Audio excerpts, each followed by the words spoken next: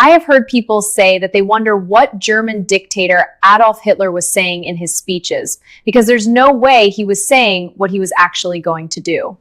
The external task that faced me was simply the question from which territories we would recover the hundreds of thousands of Germans who had been torn from the Reich or prevent them from being further separated. Members of the Reichstag, for weeks we have been suffering under the torture of a problem which the Versailles Diktat created. On both sides, we are clear on that. Any struggle between our people would only be advantage to others. We have therefore resolved to conclude a pact which rule west to bring about any change in this will fail. Today I once more be a prophet.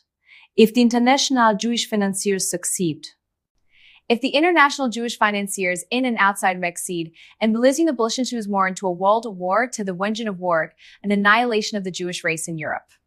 Workers of Berlin, on December 10, 1940, I praise your industrial efforts supporting our war. Your tireless work strengthens our cause. The army now really knows for what it is fighting. We owe thanks to our soldiers for their tremendous achievements. But the German soldier gives thanks to you, the munitions workers, for forging the weapons for his use. You have forged for them the weapons with which they were able to go forward to victory.